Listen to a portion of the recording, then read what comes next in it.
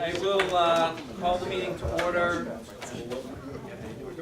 Public Safety Building Committee meeting Monday, March 11th, 6:30 p.m. We're missing Mr. Wood and Mr. Officer at this point. First item of business is approval of meeting minutes from February 4th of 2019. They were circulated in the packet. Any questions, comments for Mr. Lyons? Seeing none, I'll move that we accept the minutes as drafted. Is there a second? Seconded. All right, seconded by Mr. Berry. Any further conversation? All right, all in favor? Any opposed? And one abstention to Chris. Well, there's a chair here, but there's Still one seats. right on Next the week. end. You don't like it here. Yeah. The legs are right there. Right next to the Yeah. feet, because John Wood's gonna be having, he's really gonna have to The next action item is presentation by police and fire departments on gym equipment. So while they set up, which I think they're pretty much already set up, just some background. So at the last meeting, Vertex had kind of presented us with basically kind of a summary of what the departments needed. I think it was a little premature to kind of have a discussion without understanding what the needs are and what thought had gone into it. So what I did is I met with police and fire representatives after the last meeting to see if they could come together with a presentation to bring before us to get and give more context on what they were envisioning and what they were looking for. I think anyone that was on the tour over the weekend has a general idea of the size of the room that they are working with. And I think the other important thing as they go through it, and I've asked them to kind of just be brief and kind of outline some of the needs, is since the last meeting we have identified approximately $25,000 of savings in the furniture line item. So if you remember, there was a furniture line item that was approved 6 to 8 months ago. The cost actually has gone down or needs have changed. So I think we all know that there will be additional furniture requests on the back end. There will be a chair that's missing at a desk, or they could have envisioned a room a little differently. But I think while there is no specific line item in our budget, I think that is important to kind of have as backdrop for any of the conversation. So with that, turn it over. For anyone who doesn't know who I am, I'm Brittany Doan. I'm a firefighter paramedic here in the fire department. So myself and Sergeant McCarthy next door, we put together this presentation to basically just give an overview of the gym equipment, what we're asking for, some background statistics and things like that. So a little more background. It was myself, a previous member that doesn't work here anymore, that was on the committee for the fire side. And then on the police side, it was Sergeant McCarthy and Jake Lee. So we were formed in 2017, basically build the gym, tell us what you need. I reached out on the fire side, and Sergeant McCarthy reached out on the police side of input from everybody, what they would like, different type of workouts, how they think it should be set up, different things like that. So just a little background of basically how we're protected in Massachusetts. We have the heart and lung bill. So when you're initially hired, you go through a physical. If you pass that physical, and after 5 years of employment, if you develop any cardiovascular disease or any sort of pulmonary disease, you are covered, and it's basically presumed that you got it on the job. As well as cancer, which is sort of a new thing. Also, same requirements if you pass the physical when you first get hired, and if you have been employed for longer than 5 years and you develop cancer, it's presumed that you got it on the job. And then recently, I think it was over the summer this year, the Tony Colarusso law. He was a firefighter who was diagnosed with cancer, and there was at that point, there was no basically no sick time, no vacation time, all of his medical bills were adding up, things like that. So Governor Baker just signed legislation that if you develop cancer, it's basically a 111F. So you go out injured, everything, whether it's medical bills or time off, everything's covered. So, For It both just- fire and police?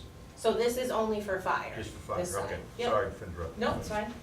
So in Massachusetts, more than 300 active firefighters have been diagnosed with cancer in the last 2 years.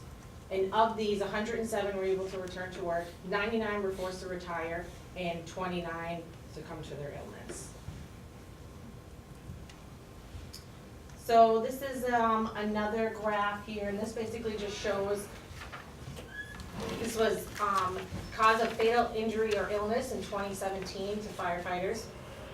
Different things, caught, trapped, lost, fall, struck by collision, and you can see that stress and overexertion is the leading cause of death in the fire service, by far.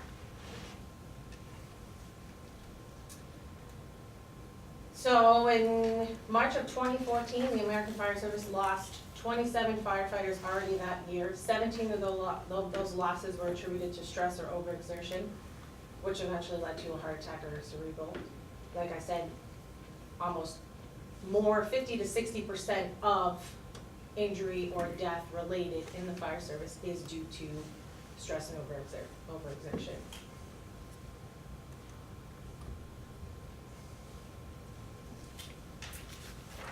So this is just a quote taken from an article. For a civilian to depend on its police officers, it is crucial that the authorities are physically and mentally fit.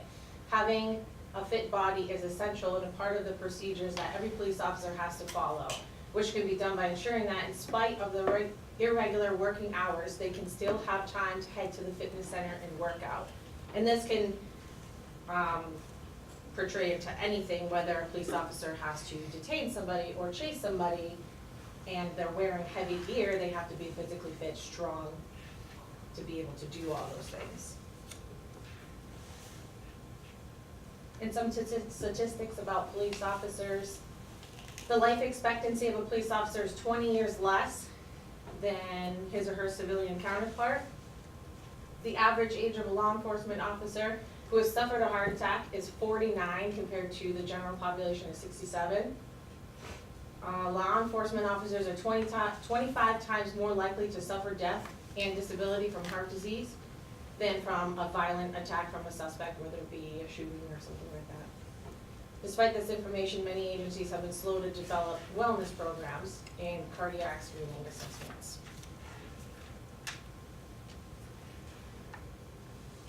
So the Harvard School of Public Health did a study, and police officers face 30 to 70 times higher risks of sudden cardiac death when they're involved in stressful situations, which you probably know are most of the time when we're on duty. 34 to 69 times higher during restraints or altercations, which can happen anytime. 32 to 51 times higher during pursuits, and 6 to 9 times higher during medical or rescue operations. We are asking, the committee is asking for $28,921,000 to outfit the gym. This number is subject to change a little bit due to different things, whether it be shipping, the different prices that you get at the time of getting quotes. But that's generally the number. In the past over 20-ish years, the Southborough Police Association has invested over $40,000 into the gym next door in different equipment.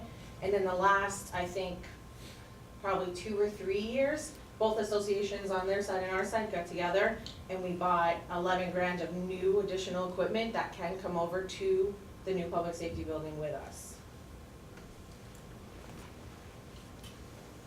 These are just some rough pictures of the layout of the gym to give you an idea.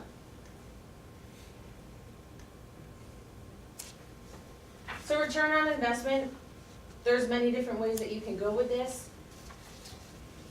But I think one of the big things to hit home is if one person, this is on the police side, if one police officer was injured on duty, it would cost the town roughly $10,000 per month while this officer is out. And on the fire side, I believe it's even higher than that.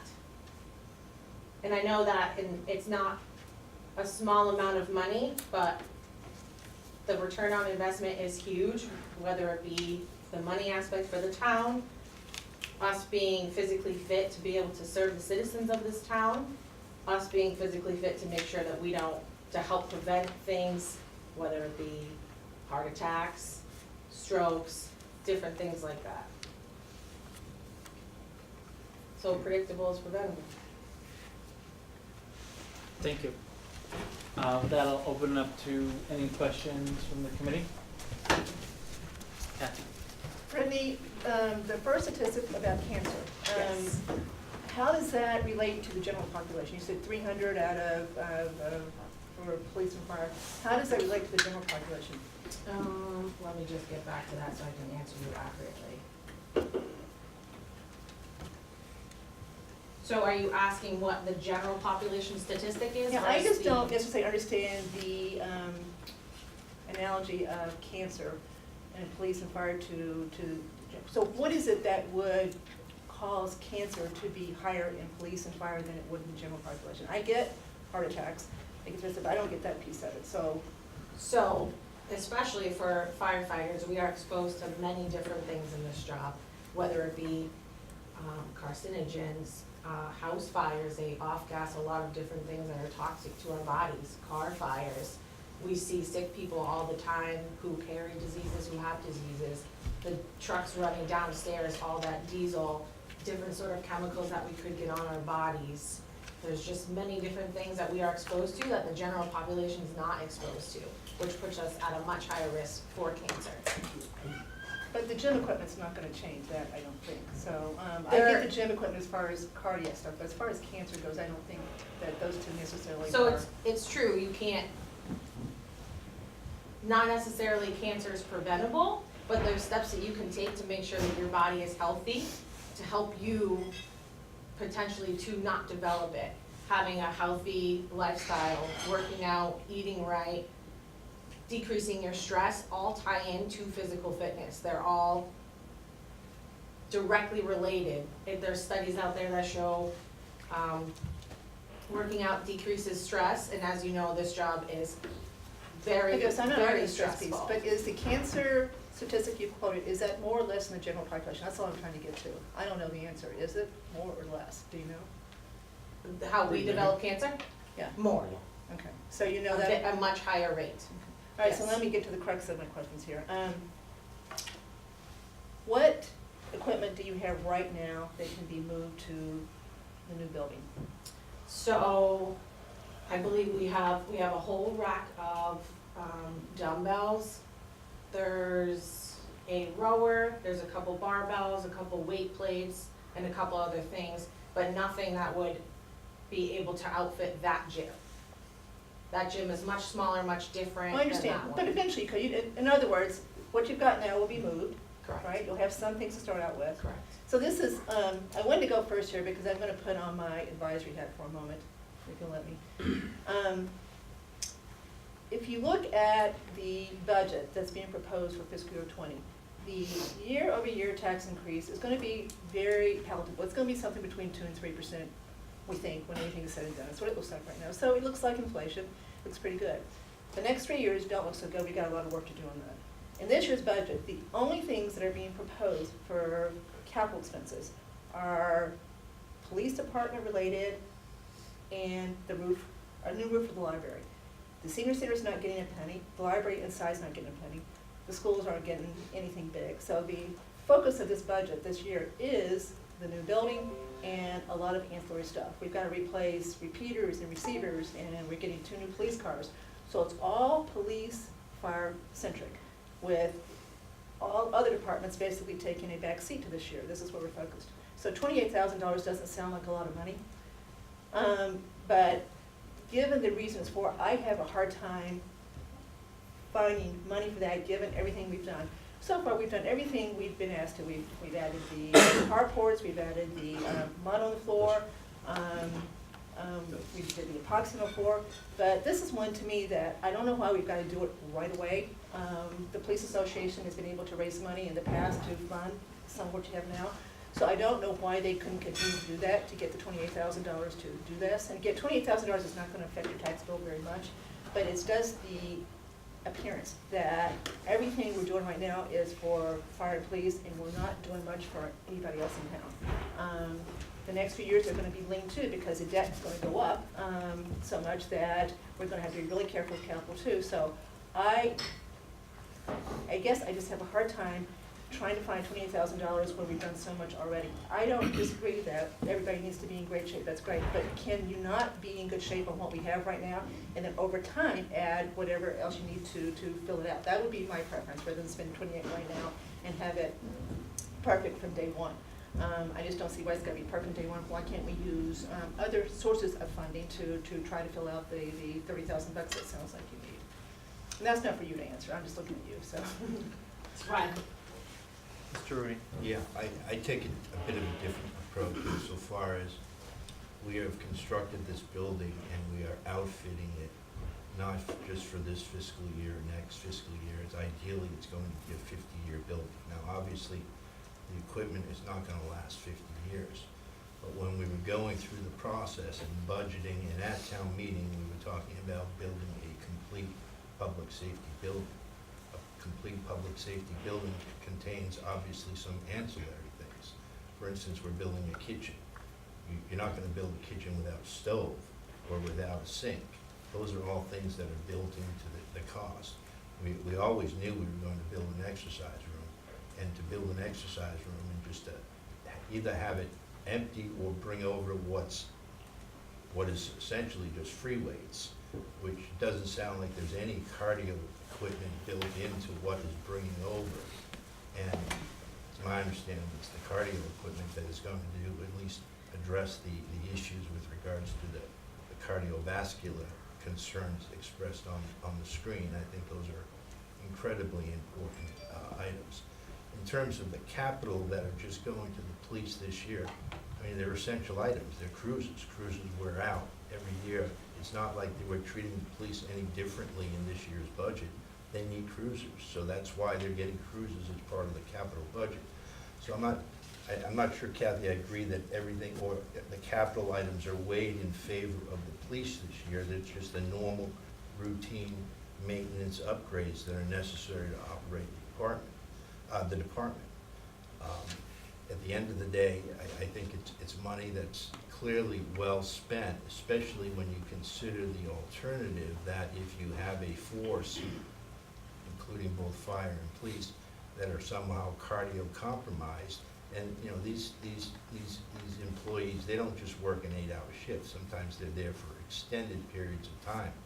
So it's not like they can just go out to a gym on their own time and membership. Of course they could, but the reality is they essentially live in this facility. So I think it's a small ask. It's an ask that is an essential component to their job, and I don't think pushing it off years down the road is the best option, especially when there's already at least identified $25,000 of saving in furniture line item alone, which essentially covers the entire cost of what's being asked. So I take a little bit different view in that regard. Well, that's what we're all here for. Yeah. Yes. Yeah. So can I just reply one more time, and then I'll be quiet?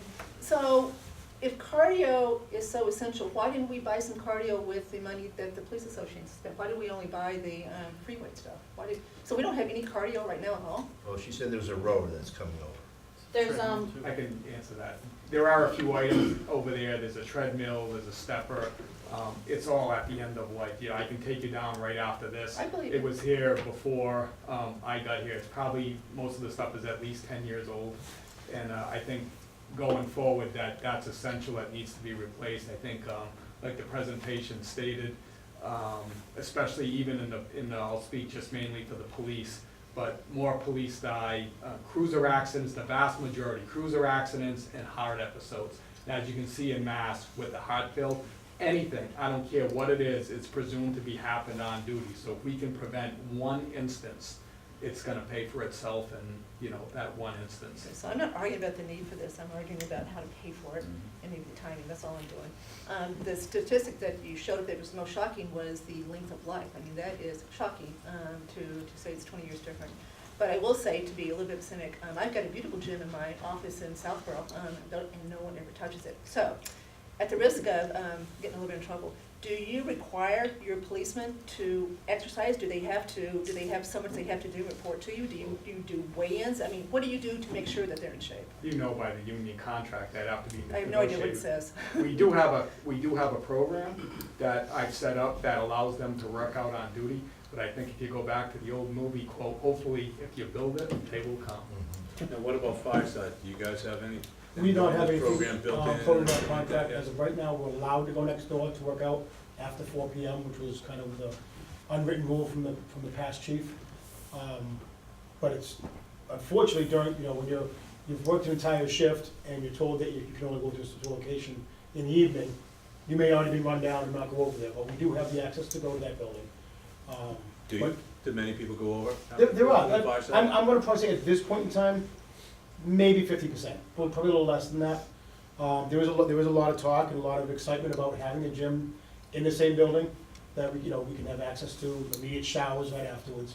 Because I will say, as a firefighter right now, it's tough to go next door, and if a call comes in, now you've got to scramble, get over here, get dressed, get in an apparatus to go, so there's a delay in time, opposed to being in the same building, where you can then get right to the apparatus floor and out for a call. And going forward, it's definitely something that we as a department would like to do, is put some sort of fitness plan in place. Yep. Whether it be, required to pass this or whatever, or have a trainer come in and write workouts or help people or Now, how often do you guys have PAT testing? The physical agility testing? So you're only required to do it once when you are hired. I guess technically you're supposed to have it every year, but there's no funding for the town to pay for their employees to do it every year. Is that nothing you could do in-house? It was, if I could actually touch on that, it's not so much the funding for the town itself, is Massachusetts, who runs the PAT exam out of the old Army building in Hudson, no longer has the funding that they used to, so they can only do new higher PAT exams instead of doing the continual once a year exams for everybody else. They just don't have the resources or the employees to keep the building open. So it's kind of been done away from, almost 4 years now, to where anyone's doing any post-hire PATs. We could do something in-house. It would just be a matter of having something written up that obviously the union In your wellness and program, the et town cetera. agrees on. Yes, My last question was just, what type of equipment are you looking at for the 20,000? I didn't see it up there. yeah, I have a full list here, I can get you a copy if you would like. It's basically anything from treadmills to How many bands treadmills, to how many kettlebells. ellipticals, how many? So, would you like this list and just send it to you? Yes, please. I'll just find the last list that Sergeant McCarthy sent in. I was just curious, Okay. is it multiple treadmills, multiple ellipticals, multiple stair climbers? Is it just- So we I mean, it's have, not like a $3,000 Peloton that allows that, no, if there's so we any have, add-ons for so there's a programs. treadmill, there's a bike, there's 2 bikes actually, an elliptical, a Jacob's ladder, bunch of different cardio equipment, all different ranges for whatever you'd like to do. And then there's a bunch of different free weight type of things, barbells, weight plates. It's basically, the gym is the goal of it is to outfit it to anyone. Whether you wanna go in and you just wanna go to the elliptical, whether you wanna go in and you wanna lift weights, or you wanna go in and you just wanna do abs or work with bands. Everything that you want or need is going to be in this gym. Nice.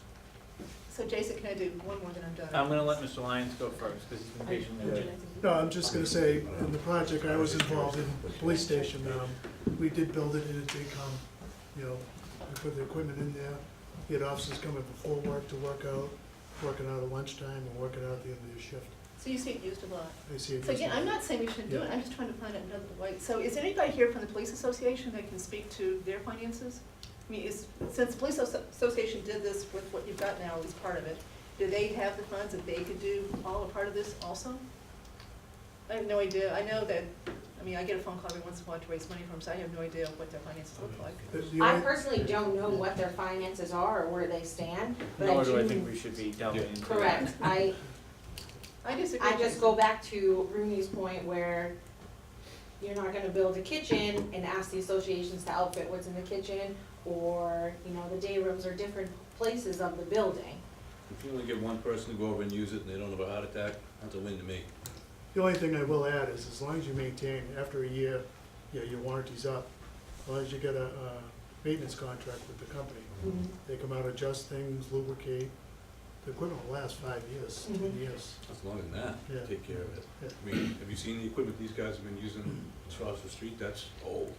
And that's another big point to why it should be new, non-used, donated equipment, because you get services contracts and all these different has to be things the that right go equipment. along with it. Right, commercial grade equipment versus a home gym equipment where it's not going to last the amount of people that are gonna use it, and if something do breaks, then there's no coverage for it. I bought a Peloton that I used once, and then I sold it after 2 years. So let me, we could talk about this all night. So I'm gonna provide two options on how we move forward on this, because I'm hearing differing views. There are, to Kathy's point, I think it's a fair question of why do we have to do it now? So I would argue that there are two items that I understand have to be permanently affixed to the building, one into the concrete floor and one into the ceiling. If we are supportive of those two items, and I'll let Brittany walk through what those two items are, I think we have to provide that direction now, because I don't want aftermarket labor, sort of say, like I want it done, you know, with the right people that are building the building now, so that there's some ownership of quality and mounting, et cetera. There are items like a treadmill, for example, that could come later if you want more assurances of where the final project budget's gonna end up. Or we could approve a sum of approximately $25,000, or basically a reallocation of what we've already approved in the budget. So those are kind of the options that I see. I would say whatever option we move forward with, you know, Mr. Rooney stated at the last meeting, and you know, I've continued to make strides of, I think there are ways to find funding for this outside of our budget, but at some point you have to move forward on certain items.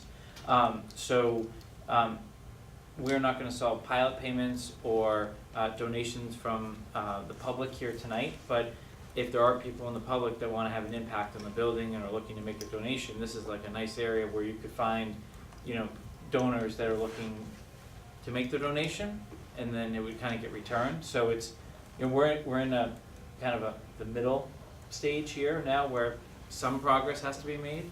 We don't maybe need to bring it to 100%, although I'm sure everyone would love it to be at 100%, but it doesn't mean if there wasn't a 100% vote tonight that it's not gonna be 100%, you know, down the road. So I think those are the options. I don't know which way anyone wants to go. You're welcome to make a motion, but I do think we need to kind of drive towards one direction, some progress tonight. It can be all progress or a subsection. How much of the, what are the two things that need to be permanently affixed? So And what's one the of, cost of that? I apologize, I don't have a picture Okay. to put up here for you, but I'll just sort of.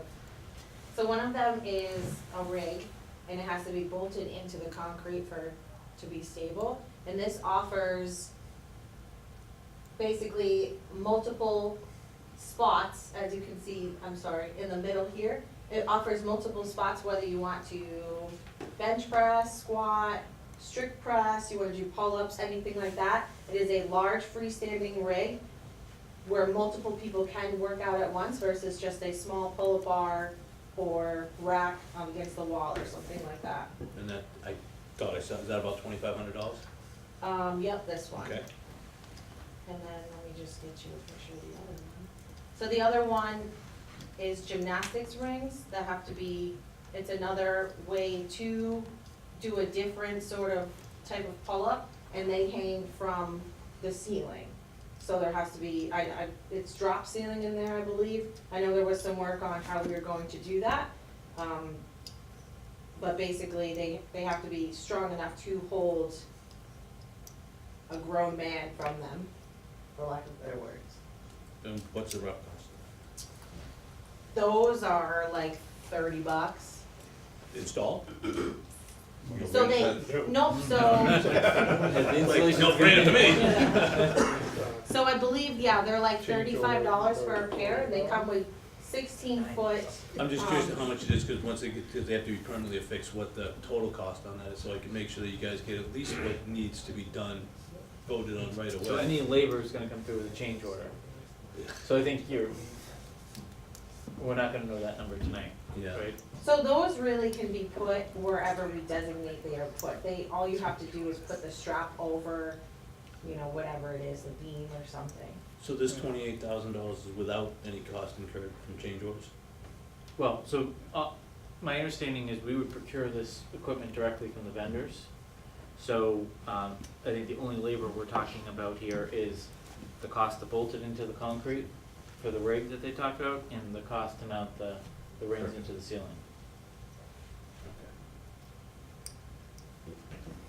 I don't see a lot of reason to do this a little bit at a time, a little bit at a time. I either think we should approve it or not approve it. It's only, I agree. I mean, believe me, $30,000 is a lot of money to me, but I see no reason to say, well, we'll let them have these two little things first and then we'll bring them up again. I just don't think we should spend any more time on this. We should decide what we want to do, and either vote yes to give them $30,000 or no. All right, so here's what I'm gonna do. I'm gonna move that we approve $25,000, you know, to be spent under the direction of Chief Paulus and future leader of the fire department for purposes of furnishing the gym. And that motion should not I need a second. Second by Mr. Wood. That motion should prejudice you from coming back for the remaining roughly $3,000 to $5,000, but that allocates an available sum that we already had budgeted. It's just reallocating it from maybe a chair in an office to clearly equipment that would be well-purposed. And obviously, you know, we will continue to work with you to find funding sources for hopefully far greater than $3,000 or $5,000, but doesn't mean that we won't be able to come back and round that out at the back end if it's deemed necessary by all parties. Is there any discussion on that motion? One more thing I'd like to add. Yes, Chief. If that does get approved, I'd like to work with the committee to avoid any change orders or labor if we can. So just being at those meetings, I'd like to kind of take that, I think we can work with the committee to avoid that. I saw a hand down there. Yeah, the only discussion point is that obviously they spent a lot of time coming up with the 28.9 figure. They probably went through a number of iterations. They eliminated equipment. They scaled it back with the understanding that they were coming to this committee. I don't see why we wouldn't fund the additional $3,900. We do have a $25,000 savings, but to have them come back or to then have us look for alternative or additional funds of $3,900, my preference would be, they've done the due diligence, they've done the presentation, they've done the work, this is what it's gonna cost to outfit the gym, and I'd be more inclined to vote for that number as opposed to having them come back or leaving a delta moving forward. I don't think they have to come back. I just think it's more of a understanding where it goes, and I think we've put a fiscally responsible individual in charge of it, and hopefully the next fire chief is equally as fiscally responsible. And I think the motion clearly indicates the support for this, and I think it's the fiscally responsible thing to do while showing our full support for the department, because we're not saying don't come back for more. But we're still gonna be looking for alternative sources of funding for the entire amount, so, I mean, I think we could look for alternative sources of funding for the entire amount as opposed to the 25. Is that hands? Is the hand over? I'm just wondering, how much of the equipment needs electricity or Cat 5? Because none of that, Jeff and Ellen, none of the equipment is powered yet. Is that So- correct, or is there an allowance? More than enough power outlets. I actually, Is there enough, there's nothing else that needs to go into the base building? so I actually I that- put out a whole nother spreadsheet and I sent it to them, and almost all of the equipment is self-powered. Okay. Or there's plenty of power? Or they know about Alright. it if it's not, yep. Did you see all the outlets the other day? In that room? I saw a lot of boxes, yes. I didn't count. Line them up. Yeah. Something was said here that, are we approving a budget and then at the same time seeing if we can get contributions from Yeah. others to Mhm. kind of send that money back? Yep. Okay, if that's the case, then I agree with Mr. Rooney that we gotta go for the whole enchilada. And, So you're volunteering to lead that effort then? sure. Are you volunteering to help me? Mr. Woods with me, anybody else with me on that? Mr. Rooney? Sure, we can do it. Okay, thank you. Alright, so is there a general consensus around the 28 number?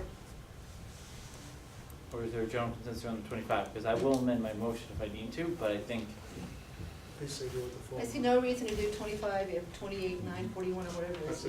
I'm just saying, Full.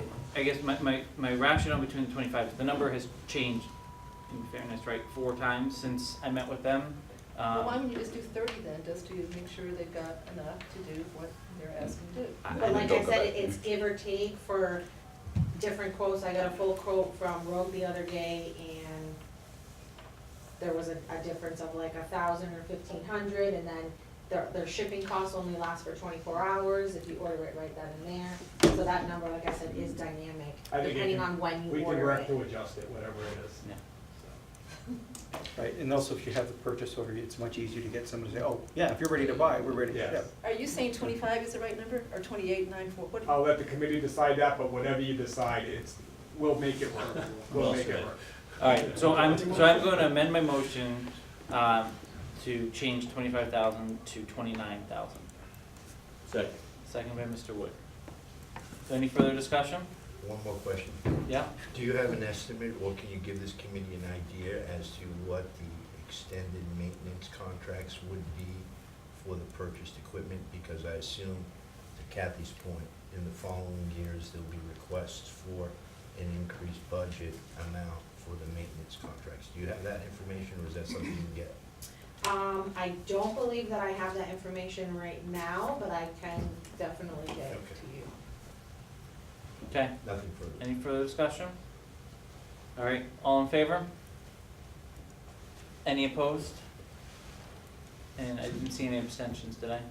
Alright, so carries with 1 no. Thank you. Thank you very much for your time, I appreciate it. Thank you. Thank you. Alright, so we're gonna move on to Chairman's report. So a few quick updates from the March 5th Board of Selectmen's meeting. As all of you are aware, I presented a general project update, but as part of that, some of the items that are important for the committee to be aware of. One is, although we're working steadfast towards the July 10th move-in date, there was a general consensus that we would not do any sort of public ceremony, groundbreaking until later August, early September. Obviously allow the departments to move in, settle in, et cetera. So just general timing around that. We're still working towards July 10th for actual operations, but that will obviously be up to the 2 chiefs of how they transition their departments. But any sort of public recognition ceremony wouldn't be until later. There was extended conversation about the building sign and dedication plaque. I'll get into that on my next agenda item. They did join us for, I guess Mr. Shea joined us for the committee tour on Saturday. I guess with that, I would say those tours are gonna be tougher and tougher to come by, as all of you are aware. Some of the finishes are gonna start pretty soon. So I'll use it as an opportunity to remind everyone, not necessarily those seated at this table, that we can't have any sort of freelancing on the site, that there has to be proper arrangements for tours. So what I would ask is that if anyone feels they have a legitimate need for a tour, that we facilitate that through the town administrator or the chiefs of the departments, and really rely on their judgment, and then have those administrators work with Vertex. That preference is obviously one, first and foremost, due to safety, but two, obviously we need to minimize the distractions that everyone else has so that they can just get the project done. So I will try to find opportunities for the committee to tour the site, but unfortunately, you know, when you see that new building, you see all the progress, it does make you a little eager to see what's going on inside at this point, given all the walls are pretty much up. But I would ask that everyone, you know, kind of respect that, both here at this table, but the departments as well as the community at large. I've been asked by the Board of Selectmen to provide a project update at annual town meeting in Article 1. Intend for it to be very quick. I've been working with advisory to make sure that the numbers that we pump out of this committee meeting end up, you know, kind of tying to what they're using for capital planning, and then they're obviously working with the town finance team.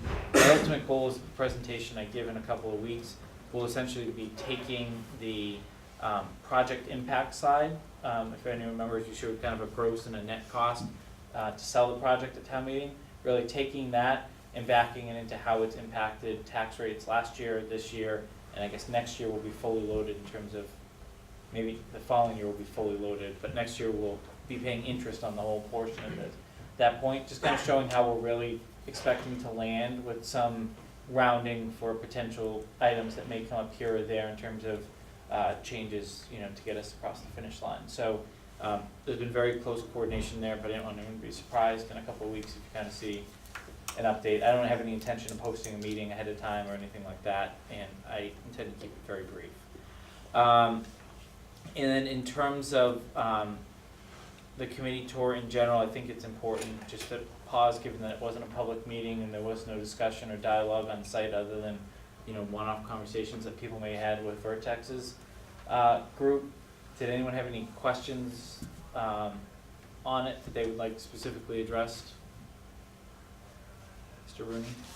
Yeah, I mean, it's hard to appreciate the complexity of the work that's being conducted, and photographs just do not do it justice. But I want to commend the contractors that the town has hired to oversee and execute this plan. The coordination is truly amazing, and the amount of mechanical work that goes into these buildings, at least to me, it's eye-opening, and it truly is going to be a building for 40 or 50 years, the way it's being built.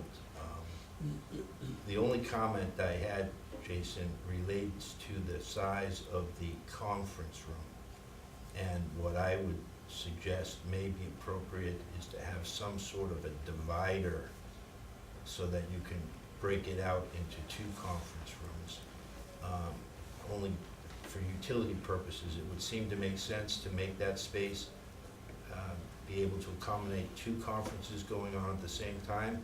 And I bring it up only to ask the professionals here whether or not that should be done at this point in time in terms of the planning, or that's something that can be installed post-release of the building.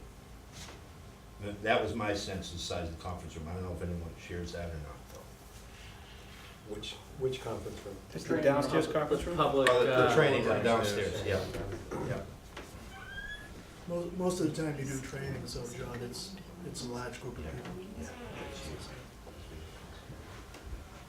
So, to add to Mr. Rooney, it's hard sometimes to get a meeting scheduled in this town.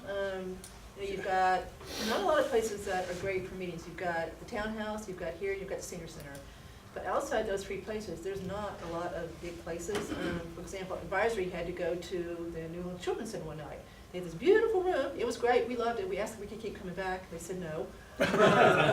So it would be nice to have another place to be able to have meetings when you've got conflicts, as far as groups that are trying to do it. Because we really don't have, I've really had to scramble a couple times to find an advisory place to meet. Right, and this is not gonna be available anymore, That's right. so, That's right. So we're losing this one, right? So we gain maybe 2. so maybe it makes sense to have that divider. I agree, John, I because it just seems thought like it a was- pretty sizable room, and if you've got 2 smaller groups that need to meet. Yeah, so here's what I would suggest on that. I think it's an incredibly valid point. I would look to our consultants to put your heads together and come back with a recommendation before the next meeting. You can do anything you want.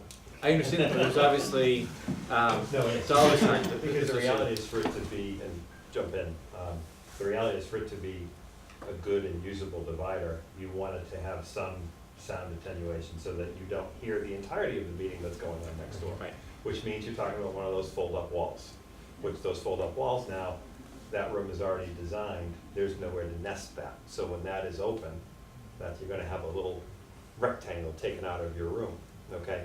And we also would need to make arrangements for it in the ceiling, which that framing is going on right now, where if we're gonna propose that sort of thing, that needs to be framed in so that structurally, that track, that door that you want to last 40 years, kind of moves along. As far as a rough idea. I have a long list of things that would need to be changed in that room in order to make it work. A long list. There's a long list of things that would need to be So changed. were you cringing as I was Yes, speaking? I was cringing in the back row.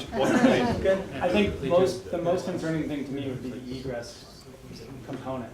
That door has one room that's designed for egress for people under 49 or under 50, group of people under 50, so it has one door. And if we divide the room, that second portion would have no egress.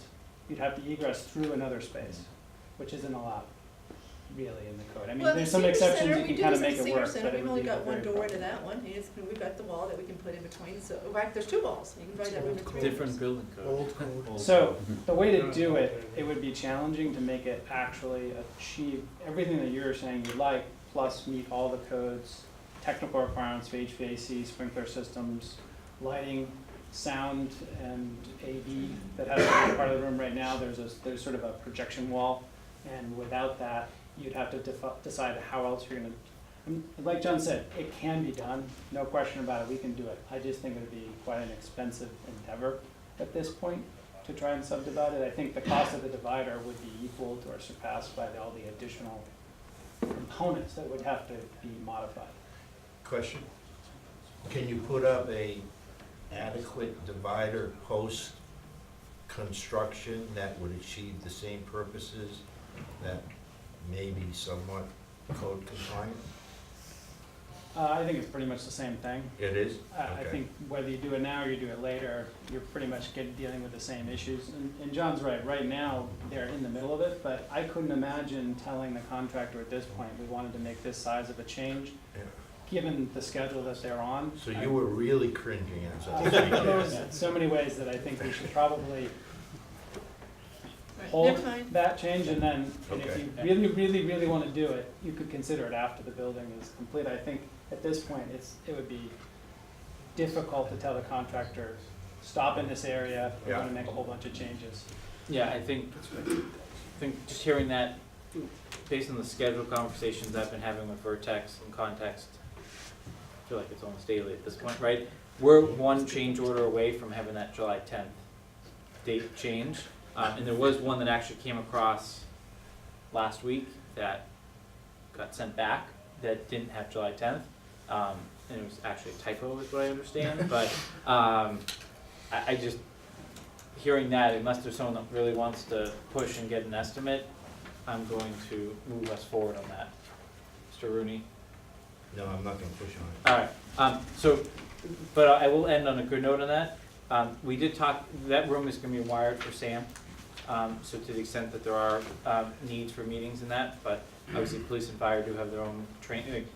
You don't see a lot of committees meeting in here because fire is using it for trainings on certain nights as well, and I don't know how often police uses it, but, there's even a back room where all the wiring will go in the drop ceiling, so I think that is a nice benefit that will come out of that space, albeit it is large. And I guess before I move on to the next item, I just wanted to commend the Vertex team. They've each you've all had your own personal ins, outs over the last couple of months, but I feel like I myself, and I think Mr. Purple, I see him nodding his head, knew what was going on at any given point in time. We were made aware of things before, kind of got dropped on us, and we had one of those moments where we wanted to say things we can't say right now, sort of thing. So I just wanted to commend you for the coordination and the in and the out in the seamless means by which you're working. It's nice to see you again. John. I guess I'll move on to building sign and dedication plaque. So this was something I mentioned in the Board of Selectmen discussion. I got multiple drafts from the design team of the interior dedication plaque that will have names of individuals that contributed to the project. Obviously, there are so many names that go beyond any sort of board or committee. I purposefully did not do any sort of editorial things to it, other than to fix typos and periods and stuff like that. I just brought it to the Board of Selectmen because I didn't feel like it necessarily was our job, other than to make sure that every member that's sitting up here had kind of their name on the public safety building side. So after all was said and done, that's how the plaque is intending to look. The Board of Selectmen was very clear with their intent of what they wanted to do with a few items I highlighted for them. The only thing that has changed since this rendering was Mr. Rooney, it says the third in two different ways on, you can't tell, on the left and the side, on the left and the right, so that's the only change that is intended to be made before this gets sent back. Anyone on the committee have any sort of questions on that?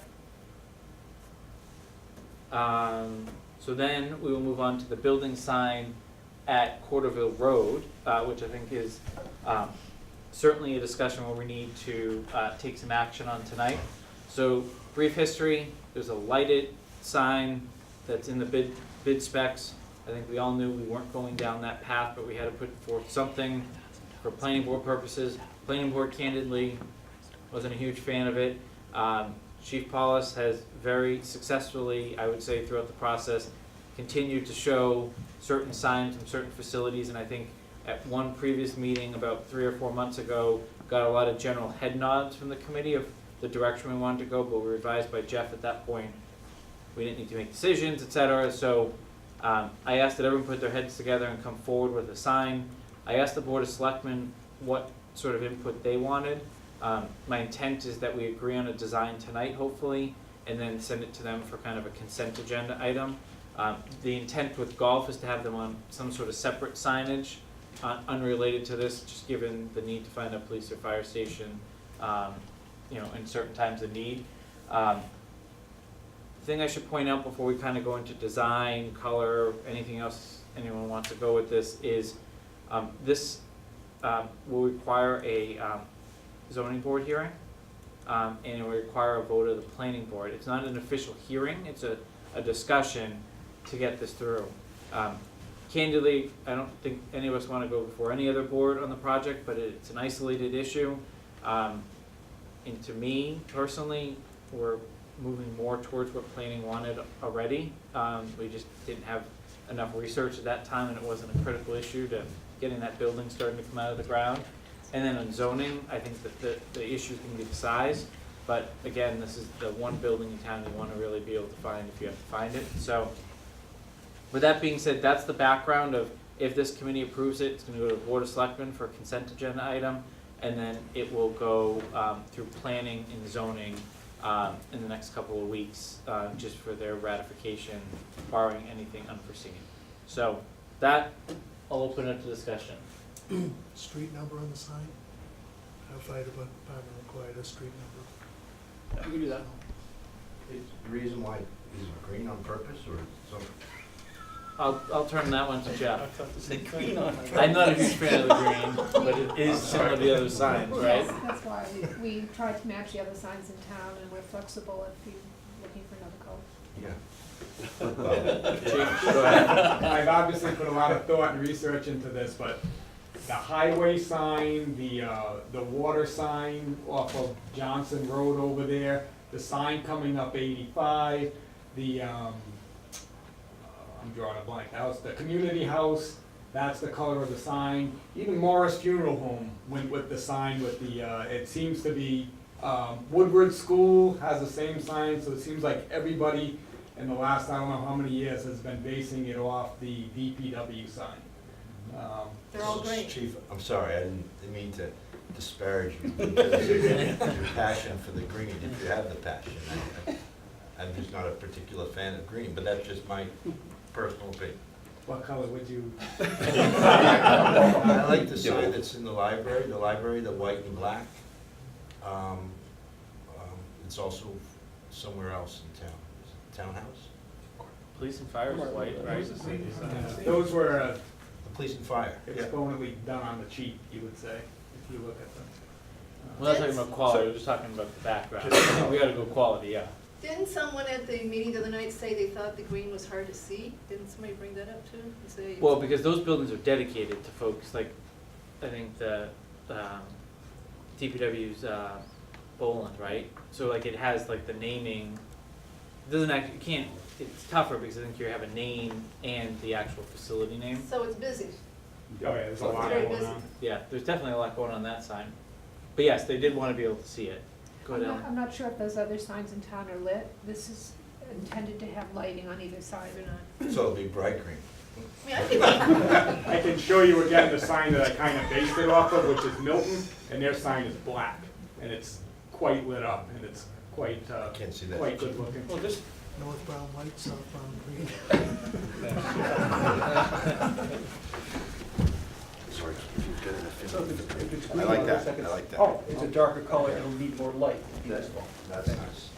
This is kind of the sign that I. but you like the green. Well, it matches every other sign basically in town. I mean, there won't be any sign in front here anymore, so besides the library sign, every sign in town is this color scheme. So I like the green, I like the fact that it matches Woodward next door to it. Sorry, Tom. I like green. I can also show you the current DPW, any of that, you've got pictures of all of them. The green. Should have shown the black sign too. At this, I like black as well, but at this point, I just think having that black and then every other sign right around it be green would be odd. I think you like green. Green or the black, but yeah, we have one black sign and six. That color green is a very soothing color, it's used in a lot of stuff. I don't think anybody's gonna go, oh my God, I can't believe what you did here. Sorry. Well, I'll make a case for I don't green. I think we mean, should spend all night talking about the color. no, but the building's mostly red, and there's complementary with the red and green, and I agree that green is throughout town, so it's, So Mike, you're the architect, you think it's a good color? I think it's adequately sufficient for what we're looking to do. What would you pick if you had to pick green? Well, I would, Yeah. I think that the notion of green signs throughout town as the public building, as the public, public buildings is kind of set. Well, we have the black in the center thing up there. But, Can we We're make a green it community. not so green? In other words, can you put the letters inside of maybe a black box? If you do notice, this one here at Highway has the address like somebody Like just that, discussed like that. on the bottom. So you like that better, it's got green on the outside and black on the middle? That doesn't have as much green. so Jeff, would you drop like the 32 just below it or something? Yeah, I'd probably put the address just below. Right. Full So- address or just the 32? Did you just say we have to have the street number there, so the I- fire department knows where the fire I department think is? it's, I'm not- Why? No, to set the example. the answer is yes. Okay. I believe we're going to be required to put the street number on the. So are you intending to do the number or the number and the street? I think it's helpful if we have the number and the street. It's a lot to put on there, I understand, but if we put that in a smaller font, I think it'll be okay. All right, Oh, so I prefer. I am going to move. So we have to decide tonight, Jason? Yeah, On color? Because I want to go. well, gotta get going. Planning and zoning. So I'm going to move that we accept the design as presented with the one potential alteration for addition of an address. Is there a second? I'll second that. All right, seconded by Mr. Berry. I am more than open to additional suggestions, like if, let's just say, I think we need to have like a fallback option, like if like, let's just say Board of Selectmen says, we just want your recommendation on color, not necessarily matching. I think I'm open to having two options, but we gotta get this planning discussion and we gotta get the zoning, discussion in process here. Well, how about a second option being have some black there? Mr. Rooney would really like to see some black, and what he showed us is black maybe around the letters, so could we have that as a second option, trying to get some black in there too? Leave it green for the most part, but have the letters maybe outlined in black or, Similar to what the Yeah. chief just showed us, as a for second option. consistency. Yeah. What do you think about that, Jeff? I'm trying to think of how that would work and look nice on the sign and not too I'm not sure cluttered. those two go together. What's that? I'm not sure that it can be done and look nice. Well, I mean, I'm sure there's a way to do it. It's just, I don't want it to, this is the type of building you want to be able to see very clearly what it is from a distance. And so the more we add to it, the harder I think it makes. I agree. Your eye has to search to find the right Yeah. thing that you're looking for on the sign. So can it be done? Probably. I just don't know how to do it yet. I think Jeff is talking like just, if you were to put a black rectangle Yeah. around the words. Like the Oh, yeah. transfer station sign. Yeah, I understand. Jeff, what do you think about going in front of planning though? Do you wanna go in front of them with 3 options, completely different? no. You wanna go with one? No. Right, Keep it so, I mean, I think we could have an offline discussion with them about, do they actually need the absolute final color choice? And look, I think. prior to, let's it, they answer just that need the question, shapes, yes. you know, that the letters are gonna be on there, you know, the basics. And we have a little bit of flexibility, we can ask that question if we have a little bit of flexibility, I don't know. I think we need to come with I would, one option that has the consent of this committee and the consent of the Board of Selectmen. that's been in the intention. I assume the step down, the transitions are the same on both sides as opposed to squeezed on the right, right? On the top? They will be the same on both sides. Okay. Yeah. If I remember correctly, planning wanted consistency throughout the town signs anyway. Yep. Well, yeah. All right, so there's a motion on the table, it's been seconded. Is there any further discussion? All right, so what we are voting on is the sign as presented and giving Jeff editorial rights to add a number. Okay, all those in favor? Any opposed? Can we can't go with an option B of just having the black as well? We can. I would love to get a unanimous vote, to be We don't honest have with that you. yet. I heard from our design team that was not a suggested route. I think we can work on something. What I'm trying to say is, I don't think I know what the answer is tonight. Right. And The problem we is, need unless you all wanna to come move back forward and meet tonight. and vote again. I'm liking that green. No, I think my objection will maintain itself if it's green, so. I mean, the it vote doesn't was matter. 7-2, you know, Yeah. it passed. No, I'm just fine. I Yeah. don't think we should entertain like. Right, Okay. okay. So I wouldn't hold it up for that purpose. Okay, Yeah. all right, monthly project report. You're on Vertex. I did talk to John earlier, I told him he could go lighter on the discussion or on the pictures unless those, that were not there on Saturday have any specific questions, that they'd like to ask. I was just blown to- away at how far you guys are along inside. I had no idea that the upstairs was the sheet rock. Yeah, 4 months. Zinging About ready along. to paint. They're zinging along. Nice job. So I'm gonna have Bill just kind of talk you through where, and I'll just slowly go through the pictures. These are the same pictures that are in your report. Go ahead, Bill. Yeah, so most of you were able to actually see it all this past Saturday. Those who didn't, a lot of the exterior work is now finally being exposed. They're pulling the tenting down, they're getting some windows installed, the brick is being washed. And most of that is happening on the police admin side, and then working their way around to the fire station apparatus side. So if you're driving by the building, you wanna look at the police side. This face has been washed, you get a good feel for what the final look of the brick will be. Whereas in here, it's still dirty, so you don't see as many black face bricks popping through. And will they be able to finish the roof this week? I can't answer that definitively. They did, last week, they put up a temporary gutter system to Right. help with the snow melt, instead of falling down onto the roofs to actually be on the outside of the building. So the roofing crew is there, they're working on the flat roof currently on the apparatus bay side, with the hope that they can push that and then jump onto the pitched roof. So this here is the elevation, which is actually of the first floor is the training room, upstairs is the chief's office on the right-hand side, and then his meeting room, conference room on the left-hand side.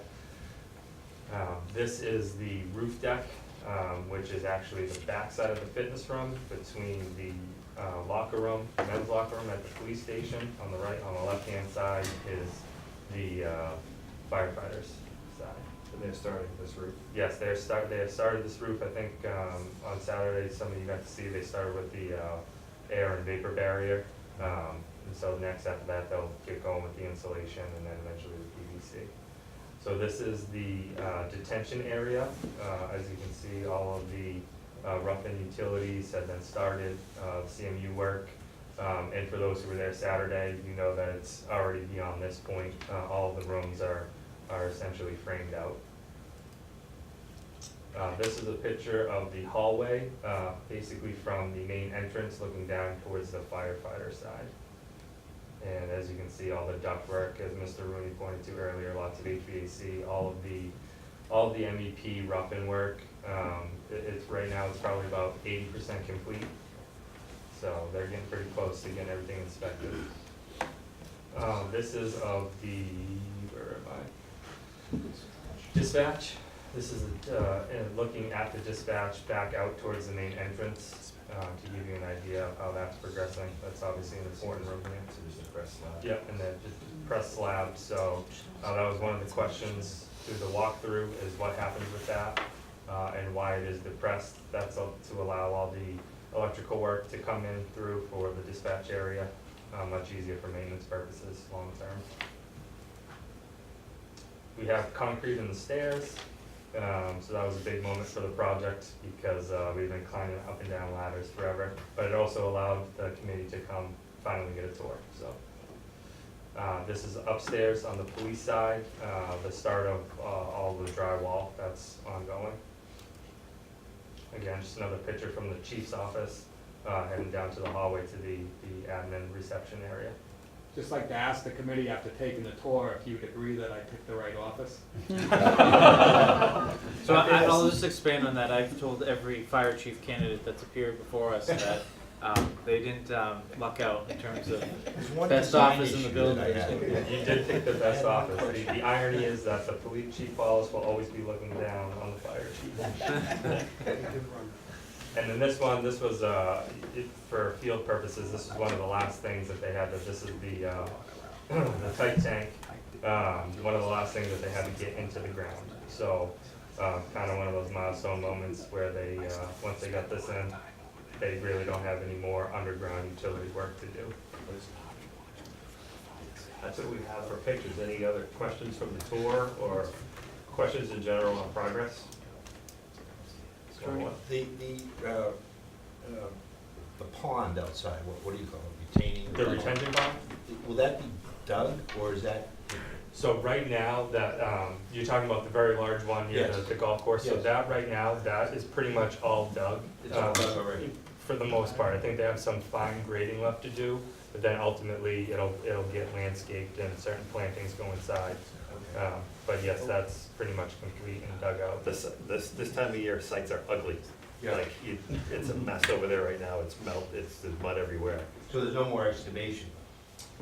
There's very, very little, so they still have the carport. Yeah. They're playing this week with the warmer weather, because all the underground utility work is complete, they're gonna go over to start excavating for the footings, the concrete footings that will go in.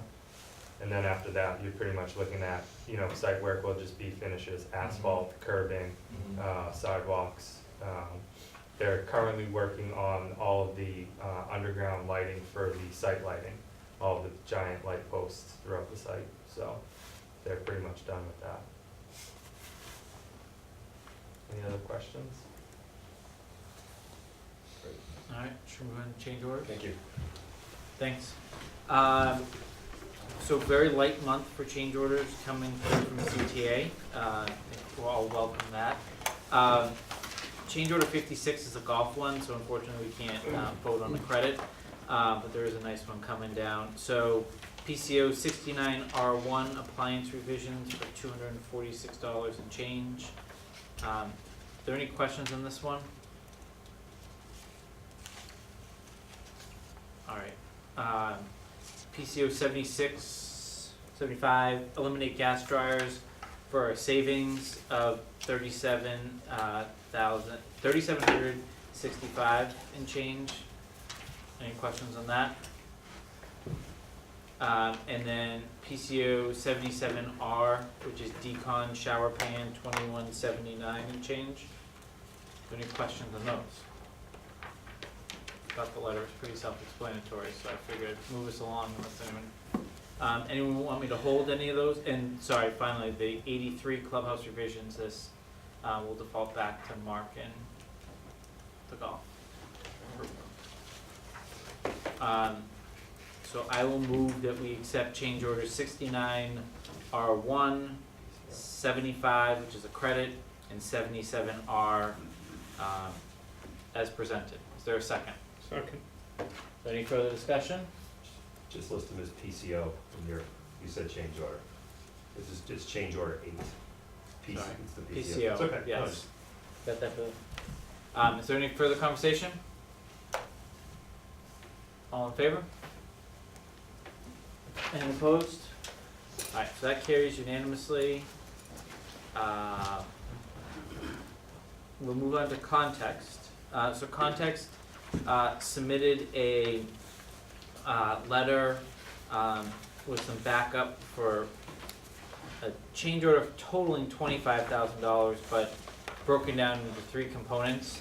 I did have a conversation with Jeff as well as Vertex about this, just thinking through kind of what I have promised the committee in terms of optics on the back end, because I know there has been some change orders that we didn't want to accept, but we had to accept to give the police officers and firefighters the right facility. And I thought it would be a little lopsided to have a conversation to give more money when we haven't had the right conversation on items that I think some committee members raised objections to at certain points during the time. So what I agreed to with Jeff, and we're actually gonna skip one of them because it relates to the golf clubhouse, is just let Jeff articulate what has happened, why they have reached a point of coming to us for money, and then we'll leave it to the committee to decide where we wanna go with those items. So Jeff, I'm gonna ask you just to focus on the septic and the geotechnical items in your letter, and just pass over the golf. Sure. Yeah, so we'll start with the septic. I thought the letter was pretty self-explanatory, but basically we got into a situation where the design, as the engineers had planned for it and worked on it, and was actually submitted by the contractor. It turned out that the company that was making that product couldn't produce what the contractor needed. The contractor had to go to a different company, or didn't want to buy it from that company. There was some issue with the contractor getting that septic material. And so we then needed to go and find and receive actually a different set of submittals for the septic system products. And ultimately, it caused our engineers to have to essentially review the system twice, or approve it twice, and then work on RFIs from the contractor twice. One of the things that we were thinking of when it first came out, and this is why it took till now to come up, is that we were hopeful that in process, working with CTA and our consultants, there would be a way that we wouldn't have to ask for additional services. We'd be able to build it into their fee somehow.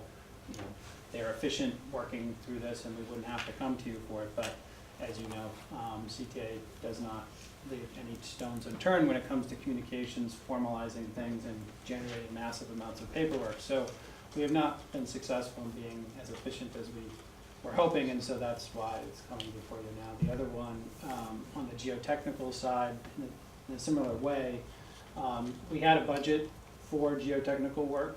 This was for inspections, excavations, bottom of excavations, and soils materials.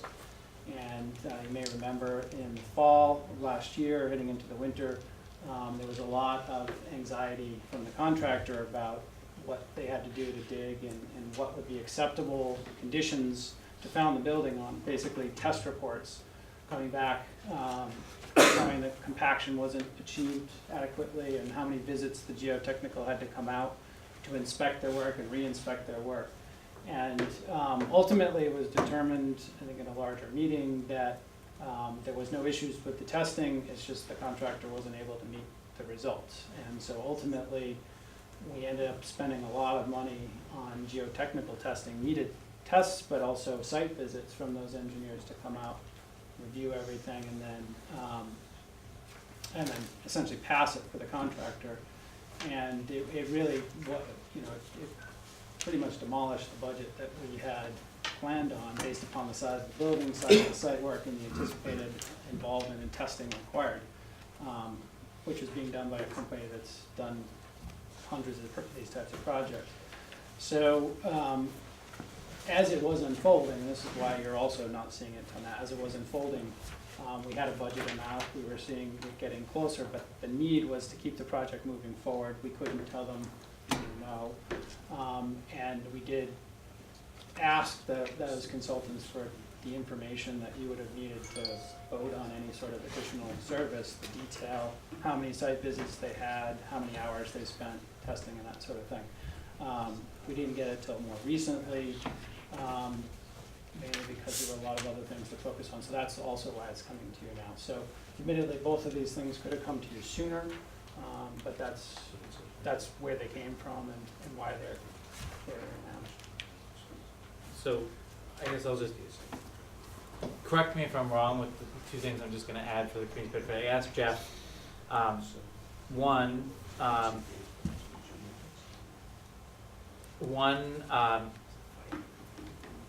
there any other items that are currently going on that we're not aware of yet? And I've been assured that there are none that are currently in discussion as out of scope from a design team perspective. He obviously can't speak for CTA. And then secondly, I reinforced, given that we are getting down to the wire and given how much focus, you can just see it with just the gym equipment discussion, the focus on really small numbers, just making sure they don't add up to be a certain number that is kind of outside of where we think we should land on this project, given where we're at, that there is like instant communication, both myself, Vertex, and Mark, so that there's no mixed messages, right? If, not that they didn't do any, that they missed any messages, right? That all the parties are involved, right? So that we can all, all make a decision of, does it warrant kind of committee interaction, or do we want to know more next time, as opposed to, candidly, I just got the letter and John had given me a heads up, and then it was in my inbox like 3 hours later, sort of thing, for the meeting.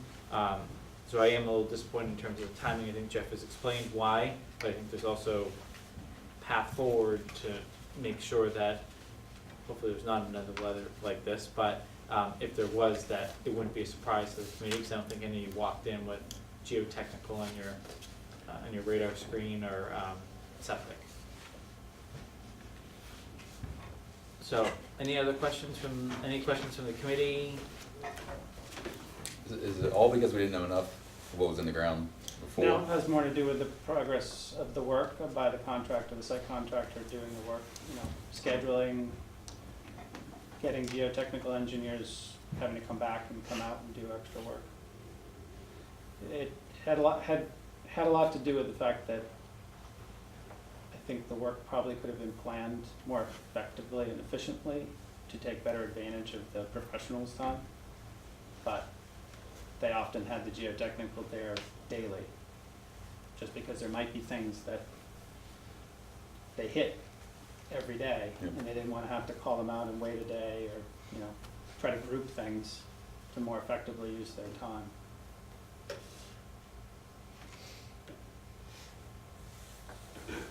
Yeah, sorry.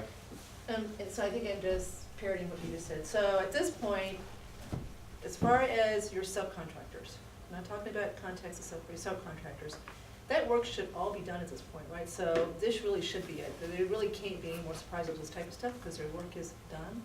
Well, and this is the conversation I have with Jason as well about what else could there be coming, and there will be mobilizing the site contractor to finish the site work, the paving, curbing, handicap access, all that sort of stuff. That shouldn't really generate anything. I'm not expecting it to.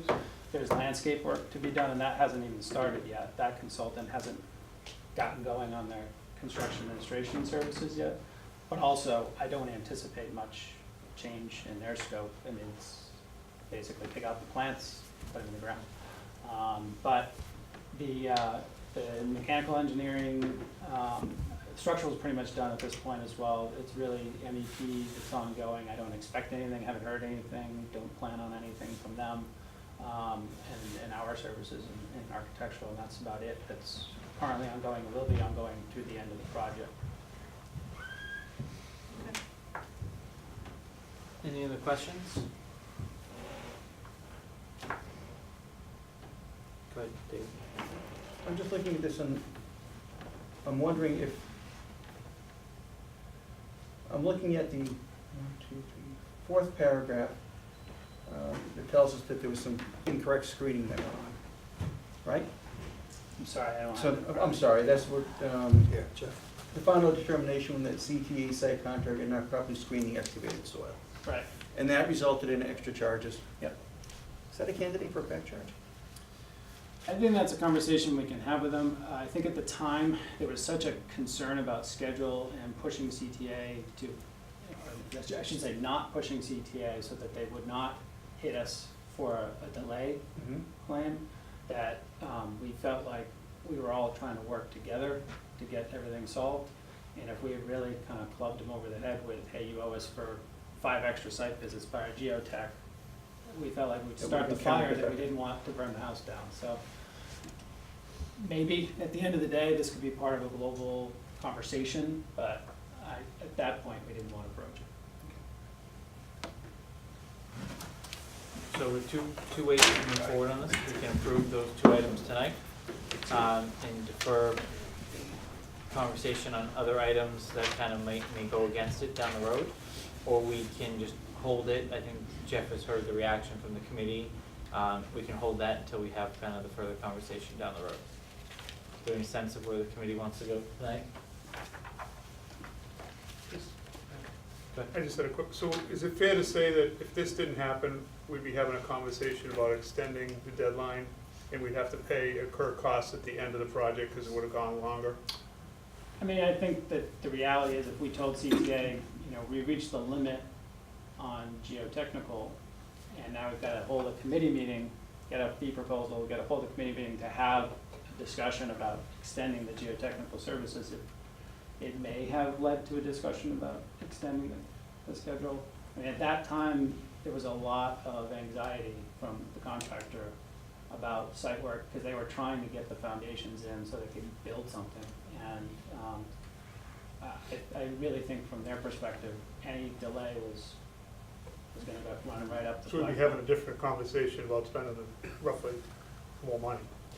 Yeah, I mean, No at the end of the longer, day, we so needed the either way, geotechnical we're services. I mean, at the end of the day, we had to get the geotech sign off on the bottom of the foundation, so in a way, we didn't really have a choice, we had to spend the money. Whether or not it was caused by inadequate planning by the contractor, we can come back at them and ask them to pay those additional costs, that's to be determined, but we had no choice, really. The other thing too is that from the geotech standpoint, remember we hit ledge out there too? Jeff's letter talks about the contractor-related stuff, but there were some unforeseen things that happened out there that played into those folks using up their CA time. So they've provided, since this came in, I've got the backup with all the list of all the dates and all the hours, and Bill's kind of cross-checked it against the time they were there. So they've substantiated all their time, but it's not just, this is the overage on an item that included their regular construction administration, as well as some other unforeseens like the ledge that was unexpected. It's part of having a very aggressive contract schedule. Well, I think it's more, one, it was aggressive, but 2, to Jeff's point, I think if you go back to the fall, this summer, it was, don't upset the apple cart. We're trying to work together with them to keep it going, to get it in the ground. We had we are where we are right now with no claims from them, and a winter that was really easy from the greatest standpoint. So we're in a good place right now. So I would make a suggestion we knock this out tonight. They assume that legally they've got the right to ask for this, that it's in their contract with you guys, that if they spend more time than what they estimated, they get to pay for it. So it's done, it's not like they're gonna do it, they've done it. And so, And Jeff's not marking it up. There's no right, marking. I saw, so that was appreciated. 5 of the 9 people here, maybe more, are hourly billers, and we all appreciate that sometimes it's hard to estimate things, and we tend to go over things, so, it's a relatively small amount of money, and, I don't know, without going back to someone else and trying to get them paid for it, these guys legally deserve to be paid by someone, I think, right? So, I just, So I completely agree with everything you said. Just one question on budgetary, just it may help some of the, we have a geotechnical line. Is that being reserved for something else, or, I know it's obviously being subbed through Jeff. So do we actually already have budget for this? We Is the actually question. we could use that line, and there's been nothing else oh, against that. it's $25,000. Well, and there's room in the design budget for additional services, which I think we used a little bit for some items early on, so I'm personally I guess I'll move that we accept the 2 change orders, requests, presented by Context, one for the septic and one for the geotech. So is there a second on that? Alright. Is there any further conversation on that? Alright, all in favor? Any opposed? Alright, that carries unanimously. Jason, I will track the geo one under the geotech line item, and the other 5 under the additional services item. Just so you know where they are. Cool. Where are you gonna put it? I knew you'd care. I'm gonna put the $5,000 on line 9, Okay, and I'm going to put the 15,531 on line 15. okay. All right? So the other item that was sent related to change orders relates to security. There was some additions, subtractions from the security system. I don't think we have the right information to vote tonight based on, I had some questions, I know Chief Paulus had some questions, it ended up being pretty much the same questions. So is there any action though that, like waiting a month is gonna impede us on that stuff? It's just for the community's benefit, it was under $10,000, so it is kind of within the purview. It was like in the 8,000-ish range, I don't know that it should be that much.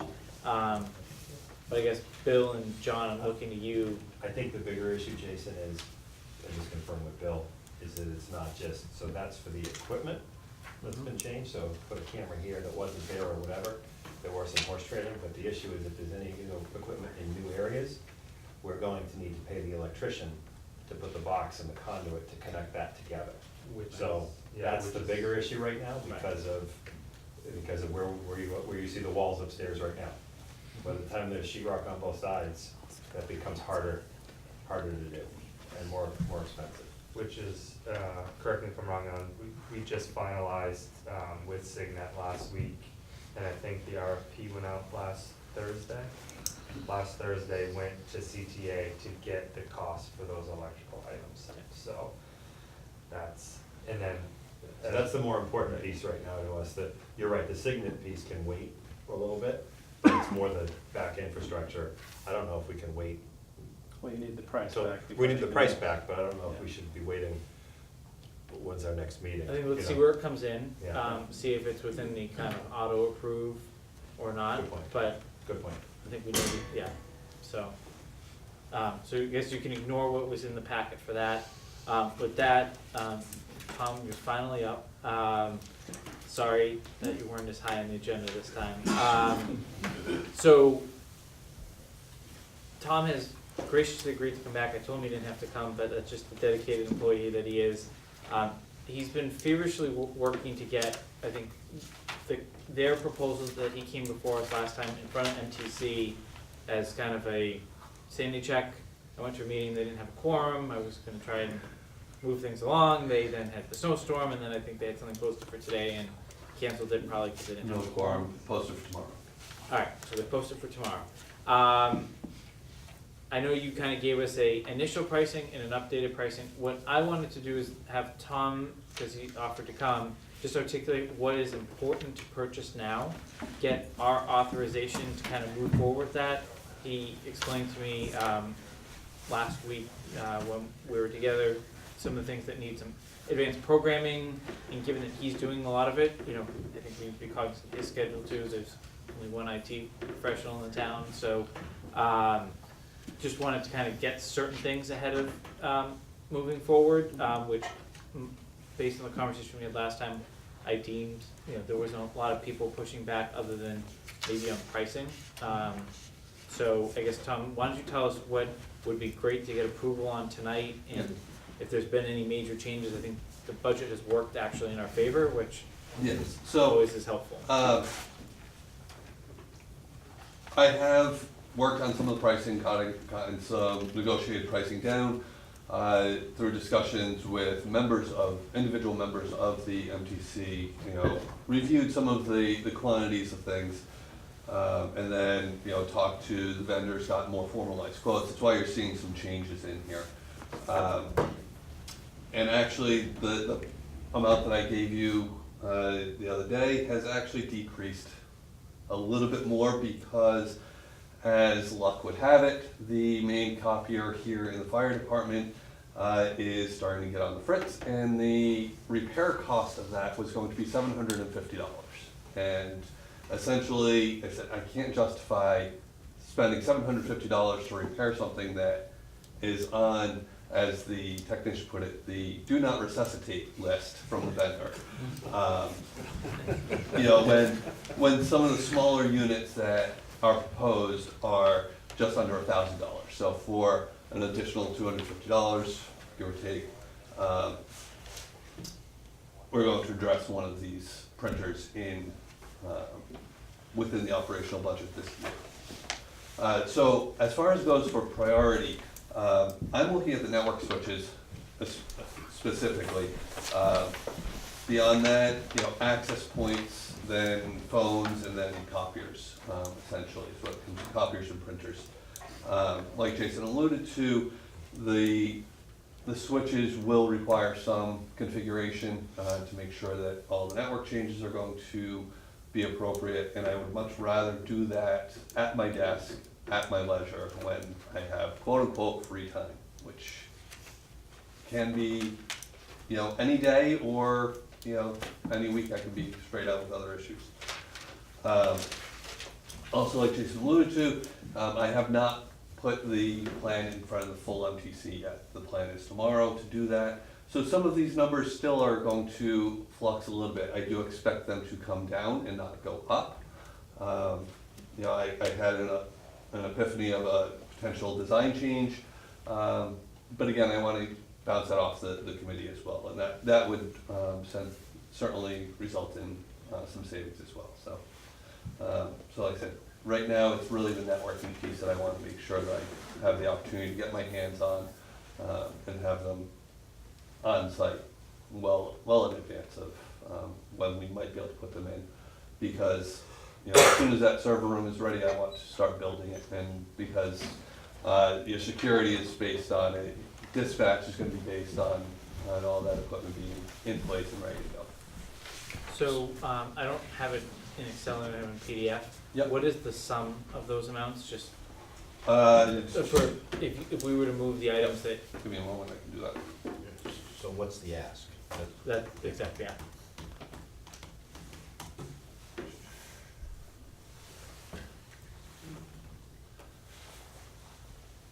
Can we throw a new computer for me too? Ross is sitting next to you, right? No, it's in the building budget. You've got money left in your budget this year. That's going away very quickly as we talk, so.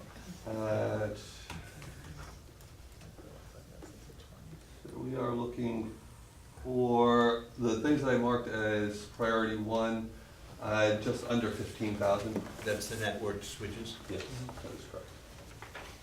And access points. No, that does not include the access. So just the switches. Just the switches right now. And what's priority two? Priority two would be the access points, which is another 1,500 round numbers. And is there a reason to do those separately? No. Okay. And again, what is priority three? That would be then the phone system, and I will determine from the phone vendor what lead time they need. And what's that number? Phone system will be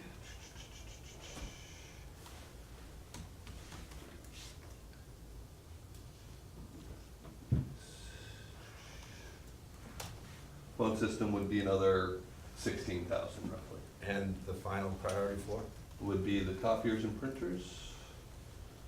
And that would be- Funny thing is, I should have gone with my gut on this one, because I almost put 2 of us on there. That's on the order of 11,300. And one final question, is there a reason that we just don't deal with all of those 4 priorities in one fell swoop? They're obviously essential needs, and you said if anything, the price goes down as opposed to going up. I'm sorry, I misspoke on the printers. It will be an additional 2,800 on top of that, sorry. So that would be 14,200? But you didn't mean for those 4 to total your 67,000, Did I? right? No. No, that left out the miscellaneous cables and parts, which will be, at some point, we'll need. So there's 14, 15, yeah, it's just about the 66. Less the cable. 66 is your new number, not the 67 that we were presented with? 66.4. Alright, so I'm gonna move that we authorize 67,500 for budget for the IT items presented in front of us, subject to MTC buy-in. Is there a second? Second. Is there any further discussion? Mr. Rooney or Mr. Gooding, they both danced at the same time, so take your pick. Is there any further discussion on that? And I guess what I'll say is, if anything changes drastically, come back to me, and, you know, I think the committee's obviously supportive of everything, but if we need to authorize differently, then we'll do so. Look, you have something to say, Kathy. Well, there is something we've got to discuss. It's a little bit outside this, but it's very related as far as something else they expect us to spend to do all this stuff. But it's not on here. So we'll- Radios? Hmm? Is it the radios? Yeah. So, Well, this is for the building, I this is agree. for equipment in the building, so. so I said, go ahead and do this. Yeah, and alright, we got so, any further discussion on my motion? Alright, so all in favor, Is that part of this? it's part of the two, it. Part of the basically, 150,000. there's 150 plus there's 50,000, yeah. So we got really, the telephone $200,000. equipment alone, we have 50,000 already. And then you're talking about copies and everything else, so just a little bit more. This is a huge savings Yeah. item, yeah. The one thing we're confirming right now is on jobs, the cabling, who owns pulling the data? I just wanna make sure. Who owns? Yeah, on some jobs, the electrician pulls it. Okay. On other jobs, the IT Pulls the cable. side will hire somebody who they use in the town to Who pull it. makes that decision? So it's nothing. Oh, it's either, I just don't know which, so it's in our specs right now. Alright. There's a reason, so it might not be as big an amount left on our Sure. budget. Well, hang on a second, that's We've not got what was more presented going to in us this last budget, week, too. Oh, or I- last month. I wasn't here. We'll Okay. find, he's looking on the spec right now. It doesn't, the answer to that question doesn't impact the 60s. Well, it may, John, because if you tell us someone's gonna go pull wire through the building, Are you saying it's in one part of the spec or the other? Well, it's either owned by CTA or not. If it's not owned by CTA, is it necessarily owned by someone else? No, Okay. the town would have Then to. it is an important question. And don't most builders at this point say no to that, and they want you to do it yourself? I just got through doing it in my own building, the builder would not, so. It just depends how they wrote the spec. Okay. But- And really, so- job to job, it's, Wouldn't I you? understood. I'm not trying to be We're gonna do, let's just go ahead, Jason, you keep on, let's just vote on this one. Well, We're gonna do this. I think it's unfair to, I think we need the answer to that, so we'll keep moving, and we'll come back to we're gonna put my motion on hold for now. I don't know if I can do that, but I'm gonna, because I don't want anyone to make a decision on this, like, if all of a sudden John's telling me. Great point. Now, I will say, Bill has been telling me about all the credits for all the data connections we have for wire in the, We own cable. in the, We, It's under the We own it. communications, We're good. under the cloud sub stuff. good thing my cardiac is, in good shape, you know. Go ahead, try that. I wasn't here last time, I'm sorry. I apologize. We own the wire. Meetings are always video broadcast, available on tape. So I'm in. I'm sure I'm gonna see watch video on the next bill, right? All right, so the motion is on the table, it's been That's not fair. seconded. Is there any further discussion? All right, all in favor? Any opposed? All right, that carries unanimously. Thank you, Tom. Thank you, Tom. All right, now that John is scared me, we're gonna go approve his bill.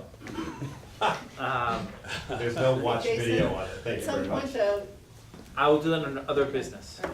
And I think it's a fair comment, Kathy. Oh, sorry, you wanna be here for that, don't you? All right, that's fair enough. I will, he knows about it. it's under the IT. So this is gonna be brief because I think the ship, my view is the ship has sailed in the radio system. We've approved a radio system back then, hired a radio consultant. I will paraphrase and you can certainly chime in, but there was an extensive conversation at the last Board of Selectmen's meeting about the fiber that will be connecting into the repeaters and et cetera. I know enough about radios to be dangerous, but certainly nowhere close to any sort of expert in the area. But I will say the conversation needs to be light here because unless there's any self-proclaimed radio experts in the room, we're not gonna talk about where dead spots are in town and this and that. All I would say is the system was chosen after much consultation between the chiefs. I know that there wasn't necessarily unanimous consent amongst them along the way, but they worked like professionals to come up with a system that was presented to us. It was validated by a radio vendor. So I think what you're now referring to is that there are articles at town meeting that are to bring fiber out to the repeater sites to help make the system work even better. That may not solve the issue 100%, but having seen a radio system project in my own municipality where I work, it takes time. It takes unfortunately a little bit of money to get it right. But I guess, I don't know where you wanna go with this, but I guess that's my 2 cents watching that meeting the other night is, I'm not going there. all right, So, prep work is right. yeah. Mr. Purple's here, this is what they wanna do. So long story short, it's not the fiber. They also need to replace the equipment on Overlook Drive and equipment at EMC, the repeater at EMC and a receiver at Overlook Drive. That's gotta be replaced. They're 15 years old, right? Correct me if I get this wrong. In the warrant article for the town meeting, there's not enough money to do all that. Joe Morrow, and here's his email, has said that they're counting on our budget to do a piece of that, and that's the only reason I bring it up. So it's about $30,000 or so that we believe needs to come out of our $150,000 to do the piece that's actually at the building, That's right? already in the Motorola quote. Already, That's all I know. that was, we approved everything that needed to run the radios from the building.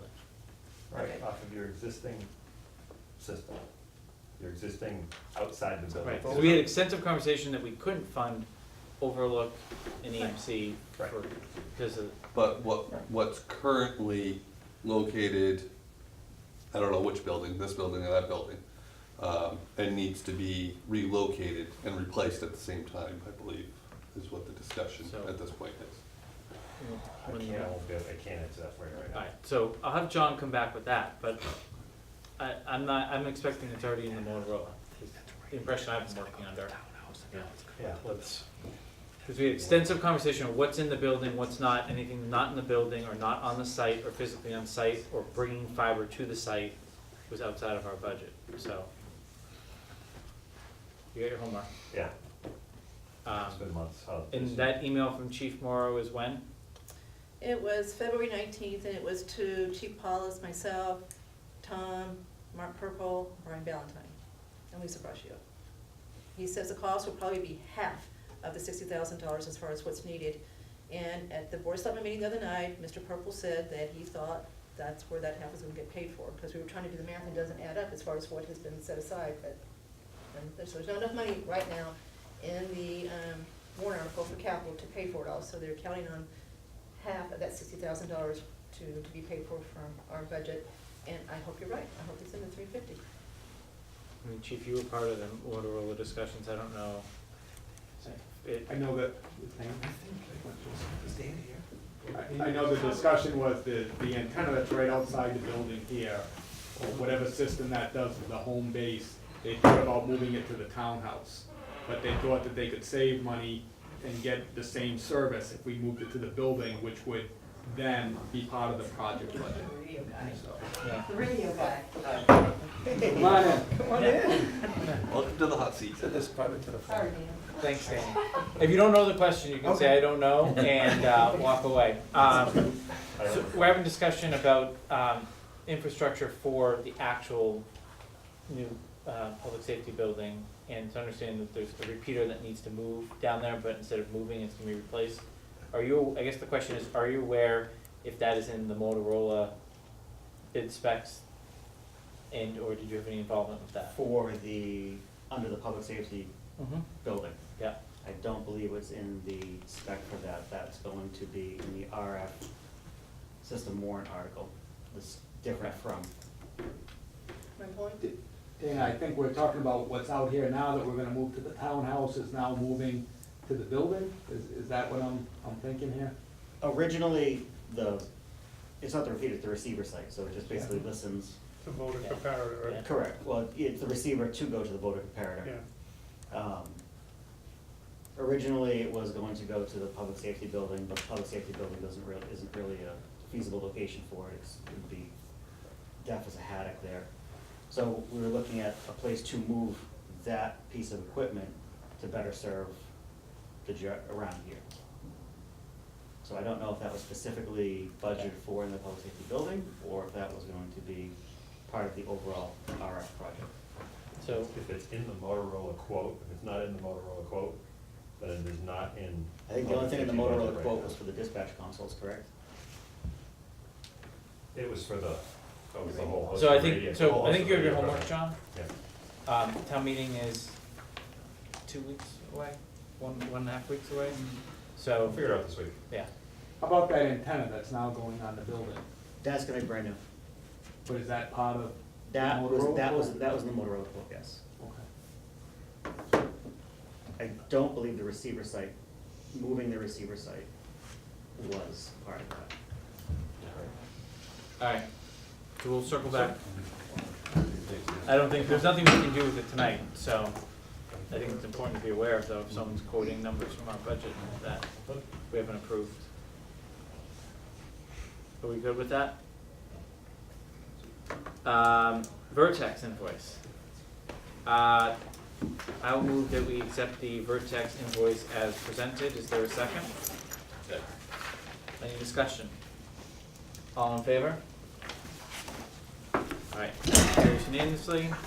Other vendor project invoices, we have 2 for UTS and 1 from Cabot Risk Strategies. Are there any questions on those? Yeah, they're not where we're gonna have wooden trusses. John? They're in the $64,000 question. Yeah, roughly. At the end of the day, unless this was a conversation, you know, I have an email trail that shows it. Typically on a project, we get something that we fill out, attach a couple of pages, send it in. The broker for the town said, let's do it over the phone. I don't remember the phone conversations, I'll be frank with you. You know, was there a misunderstanding between the metal roof structure over the bays versus, I don't know what, but the reality is, she ended up getting quotes. You took the lowest quote, so they all were given essentially the wrong information. I can tell you from a data standpoint, the school we just did up in Westboro was almost a $10 million project. The premium for that was $20,000.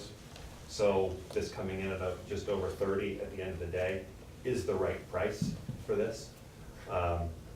Again, absent a sheet, which I have on other jobs. And again, it's only some of them, because on some projects, they have the GC buy this policy. So, you know, we don't have a ton of experience with an actual, you know, application for this, but it's usually building type and some very generic info. She got it wrong, and when she was the agent, and then when Hanover came out to do their loss control review, he looked up and went, what the hell? I was expecting to see metal. and that they, called back and said, we need to increase the coverage. So the right thing for the town was to get the increased coverage, Absolutely. by far. Any other questions on those? So I'll move we accept those 3 invoices as presented. Is there a second? Second. Second by Mr. Goodney. Any further discussion? All in favor? Any opposed? Alright, so that carries unanimously. Jeff, there wasn't an invoice from you? There wasn't. The heck? That's what happens when I go on vacation. I actually looked back. So, I purposely did them before I left. do you know so what that your had it. monthly construction administration charge is? I can tell you. 35 or something? Your best interest, 35 around that, around 35, 37, something like that. Buy 12, get one free, right? I have last month. I'm gonna move on to Yeah, CTA, if but you have last I will month's, come it'll be the back same to number. that. Yeah, I'll look out for it, I got it right I there. assume Jeff would like that, and I will need an invoice Would be tomorrow nice. morning. So CTA, is requesting 1613225 this month. So I'll move that we accept, that, requisition number 9 as presented. Is there a second? Second. Any further conversation? I got you, John. 31,750. All in favor? Any opposed? Alright, so that carries unanimously. 31,750.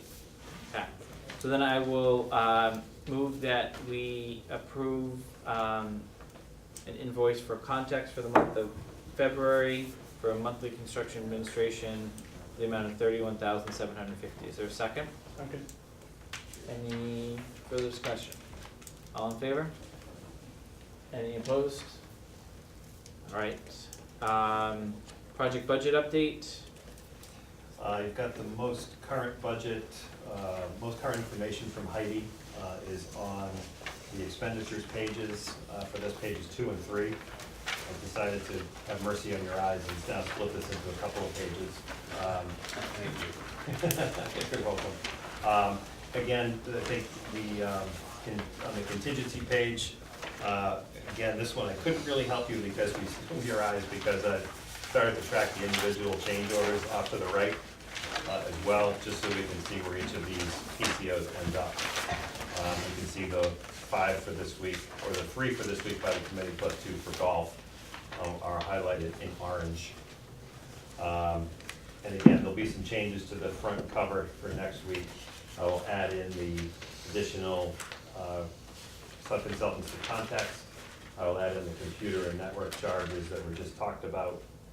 And also will tweak the FF&E number that will reflect the new lower value, plus the Donegan number, which hasn't changed, plus now the $29,000 for the gym. So you'll see the number that's reflected on there go up a few $1,000s, it's kind of a net in the discussion from tonight. Any questions? I did ask John to start sending it in Excel too, for any those that like to tie through it. It's impossible to do like this at this And point. can you do that this week, all of it this week, and get it back out? All those changes? Sure. Yeah, I can do that. Meeting schedules, so our next meeting is scheduled for the second Monday in April, which is the 8th, and it will be in this building again at 6:30. Is there any other business? Question? Sure. So normally, I assume after the construction is completed, they generate a punch list. Someone generates a punch list. And I know you can't talk specific with regards to this project, but generally, is it 1 week of work, 2 weeks of work, 3 days of work? Is it, can you give us an idea as what? Typically, the way we approach it, and it's a great question, is, obviously, Context will go out and do their punch list at some point when we're judged that the work is far enough along that it's essentially not work to complete, but actually punch list work, Right. The other stuff. Bill, while he's here, will do his best to try to get on CTA from the beginning Mhm. before we go to Jeff, so that list, when that one list comes out, is comprehensive.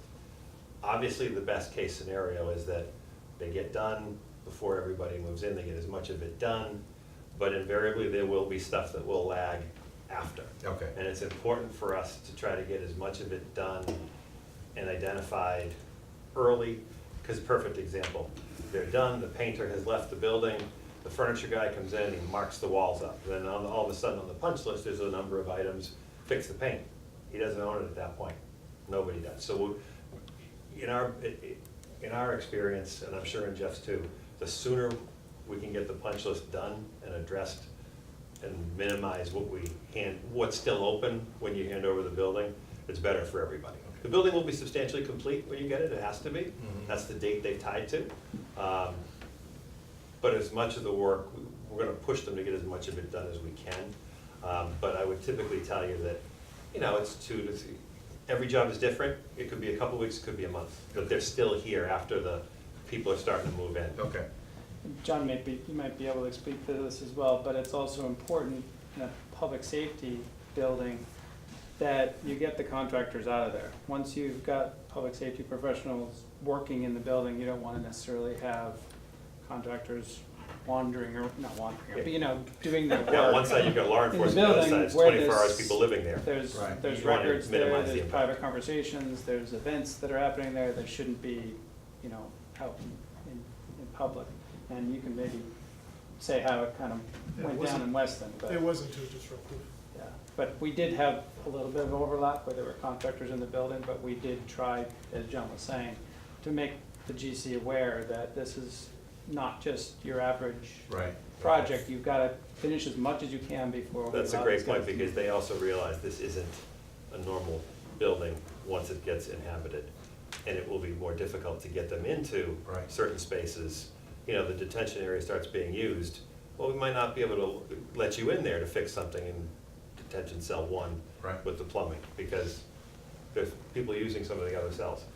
So they realize that their efficiency is much less after the users move into this kind of building. So we've more incentive to get it done and get it out.